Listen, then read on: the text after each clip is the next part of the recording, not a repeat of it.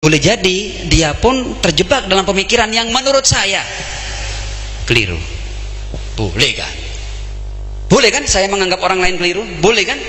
Tapi tidak saya musuhi, tetap saya cintai walaupun menurut saya keliru. Sebagian ngomong bahwa ayat ini waman ahsanu minallahi hukman. Siapa yang bisa membuat undang-undang yang lebih bagus dari Tuhan? Nah, memang tidak ada. Boten wonten aja nih. Tidak ada yang mampu membuat undang-undang lebih hebat dari Tuhan. Ya sudah, kalau gitu kembali ke hukum Tuhan. Nanti dulu. Sekarang waman ahsanu minallahi hukman. Ini agak serius dia, tidak apa ya, serius ini. Tadi kalau tadi guyon-guyon, ini serius ini. Serius loh ini, tidak apa ya. Waman, ketika saya ngomong serius ini bukan serem, cuma kita butuh perhatian supaya tidak disalahpahami. Yang bahaya itu disalahpahami nanti. Waman ahsanu minallahi hukman. Loh, iya, tidak ada yang bisa membuat undang-undang lebih bagus dari undang-undang Tuhan. Tapi sekarang saya tanya, kalau kita mau tahu hukum Tuhan, kita mau undang-undang Tuhan, ke siapa kita merujuknya? Kalau kita ini loh mau tahu undang-undang Tuhan, kita mau tahu agama, kita ke siapa merujuknya? Ke ulama toh. Di zaman ini Nabi kan tidak ada sekarang. Kalau Nabi ada sekarang ya tidak perlu ulama, Nabi. Betul tidak? Jadi kalau di zaman ini sekarang ini kita mau bertanya tentang agama, hukum agama, kepada siapa? Kepada ulama. Saya mau tanya, ulama itu satu pendapat enggak dalam menafsirkan ayat dan riwayat? Bingung kan? Kalau gitu siapa rujukan kebenaran? Sementara ulama dari era ke era berbeda pendapat. Loh, memang tidak ada yang lebih bagus undang-undangnya daripada Tuhan.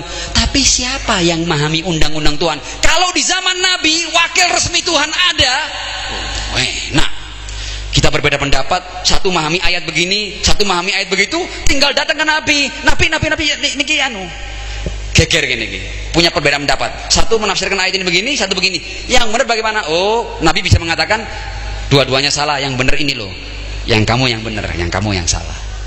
Tapi sekarang ini ulama ini dari waktu ke waktu berbeda pendapat tentang agama.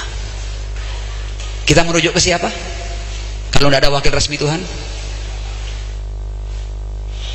Waman ahsan minallahi hukman, betul. Tapi kalau kita sekarang ini mau pakai agama dalam tafsiran siapa? Para ulama ini.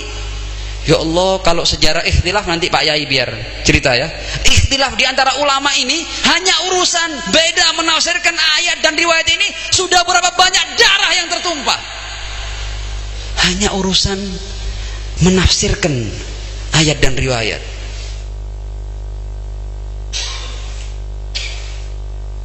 Jadi yang dari Tuhan pasti benar, tapi yang murni dari Tuhan, yang dibawakan oleh wakil resmi Tuhan, para nabi, para rasul. Kalau yang dibawa oleh para ulama, interpretasi.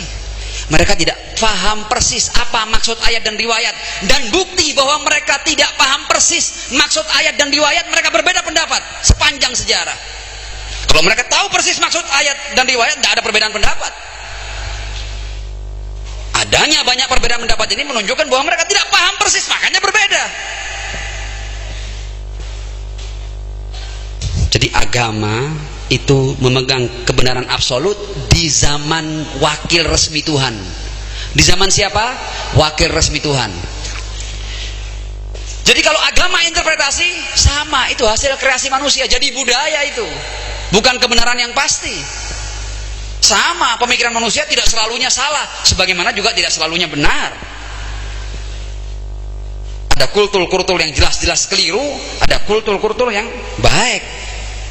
Banyak kultur yang jelas-jelas keliru adalah membunuh bayi perempuan hidup-hidup karena takut tidak bisa berikan makan. Nah, ini jelas kultur, ini budaya di sebuah masyarakat jahiliyah, dan itu jelas salahnya, hasil pemikiran manusia dan keliru. Nah, kalau begitu Bagaimana solusinya nih? Solusinya bagaimana? Solusinya ya. Solusinya kita harus hidup dengan kesepakatan. Sampai nanti datangnya wakil resmi Tuhan. Di zaman tidak adanya wakil resmi Tuhan, ulama tidak bisa jadi rujukan.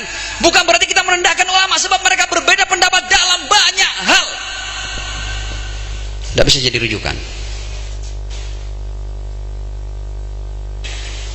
Agama ini bisa memegang kebenaran yang absolut di zaman wakil resmi Tuhan. Ketika tidak ada wakil resmi Tuhan, yang ada itu bukan agama murni ilahi, yang ada agama interpretasi. Karenanya macam-macam, warnanya macam-macam, beraliran-aliran, bermadhab-madhab, bersekte-sekte, centang perenang, mohon maaf. Dan sudah banyak mengalirkan darah muslimin hanya karena urusan perbedaan pendapat. Kan gue harus stop gitu. Tidak boleh diteruskan. Sebab perintahnya Allah bersatulah. Kamu boleh meyakini kebenaran, tapi jangan paksakan kebenaran yang kamu yakini kepada orang lain. Karena kamu bukan wakil resmi Tuhan. Kamu bukan pengemban kebenaran yang absolut. Nabi kamu bukan nabi. Jangan pernah paksakan apa yang kamu pahami kepada orang lain. You not prophet. Kamu bukan nabi. Kamu boleh melakukan itu kalau kamu nabi.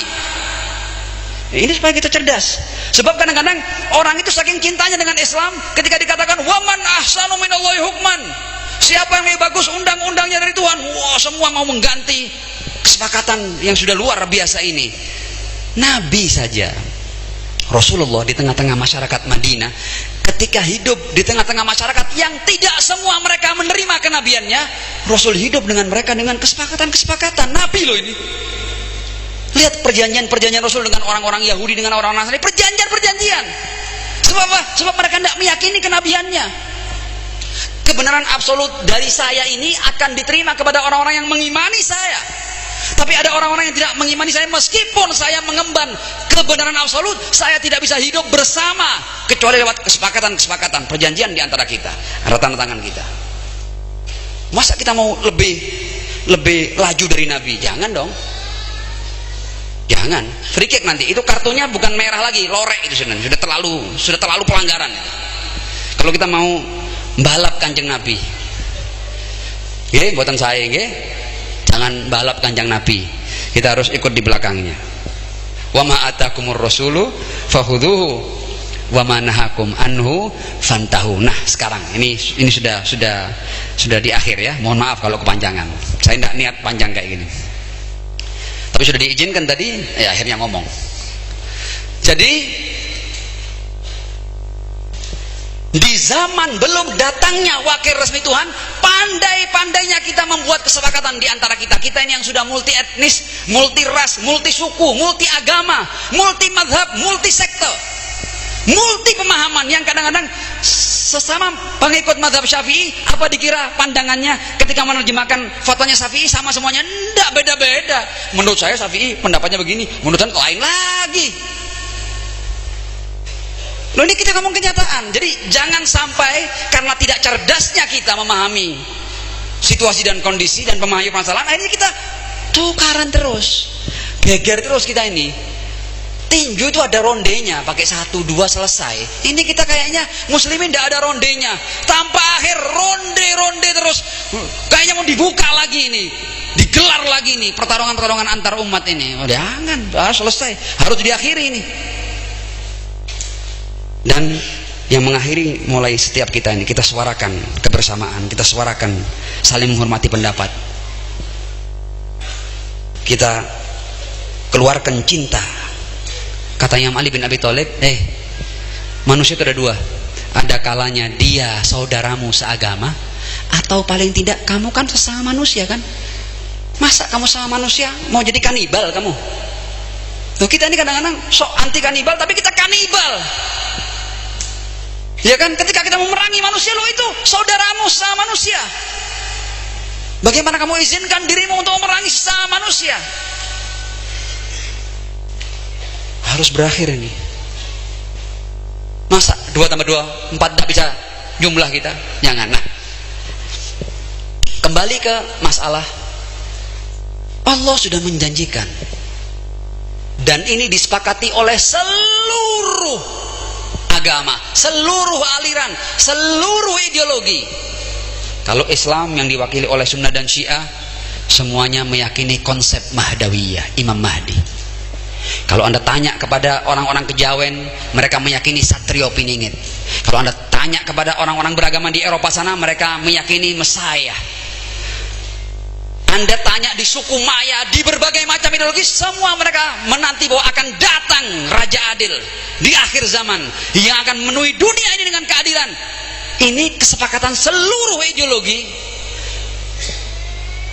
Bahkan Jawa luar biasa, imam yang gaib, Satrio Piningit. Piningit itu dipingit, gaib. Sama. Jawa pun sama dengan Islam. Satrio Piningit.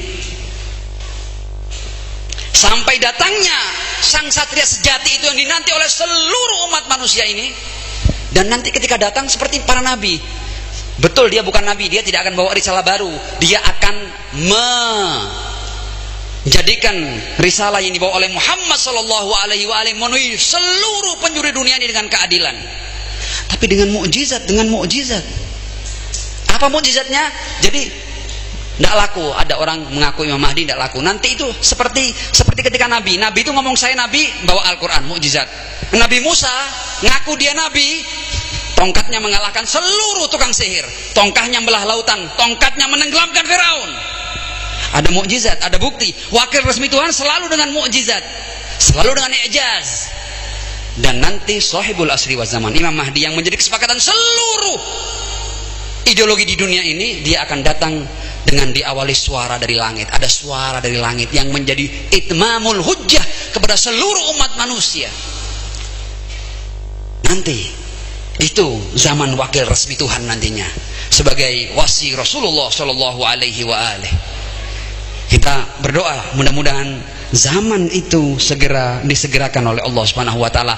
Tapi sebelum zaman itu datang, maka yang membuat kita bisa hidup bersama adalah rajutan-rajutan di antara kita. Dan kita sudah punya rajutan yang luar biasa. Kita punya rajutan Pancasila. Kita punya rajutan Bhinneka Tunggal Ika. Kita punya rajutan NKRI. Dan kita punya rajutan UUD 45. Dan jangan dirobek rajutan ini. Rasul saja dengan orang-orang Nasrani Yahudi yang tidak mengakui kenabiannya, Rasul buat perjanjian-perjanjian. Dan pendiri bangsa ini, orang-orang yang meneteskan darah untuk merdekanya bangsa ini, untuk terciptanya republik ini, sudah membuat rajutan. Jangan diusir lagi rajutan ini. Karena itu NKRI harga merdeka. Hidup Pancasila. Hidup Bhinneka Tunggal Ika. Salli ala Muhammad wa ali Muhammad wa ajil farajahum. Lalu di mana kalau gitu peran agama loh? Kalau Anda ini seorang muslim, tunjukkan sebagai seorang muslim sumbangsih terbesar Anda kepada umat manusia. Kalau Anda seorang Buddha, tunjukkan sumbangsih Anda kepada seluruh umat manusia. Kalau Anda seorang Hindu, ini kita pakai frame fastabiqul khairat. Punya frame-nya. Kalau Anda muslim, hal terbaik apa yang bisa Anda persembahkan untuk bangsa dan negara Anda? Harus begitu. Jangan untuk mengikut yang lain. Khairun nas anfa'uhum linnas. Sebaik-baik manusia. Ini semuanya ajaran Nabi. Kalau mau ngomong Islam, khairun nas anfa'uhum linnas, bukan anfa'uhum lil muslimin. Sahih amla ada. Ya cukup lah ya. Sudah terlalu panjang kita. Jadi mohon maaf kalau kebablasan. Mudah-mudahan apa yang saya bicarakan bisa menjadi motivasi bagi diri saya sendiri untuk memberikan yang terbaik kepada sesama manusia, dan mudah-mudahan bisa menjadi penyemangat antum yang mendengarnya untuk bergerak di jalan yang sama. Mudah-mudahan bangsa Indonesia bersatu, jaya, dan bisa bermanfaat bagi bangsanya dan bagi seluruh bangsa di dunia, insya Allah. Kita ingin kehidupan sesama manusia saling damai, saling menghormati, saling menghargai, saling menyayangi, saling menghormati. Jangan ganggu orang lain. Sholawat.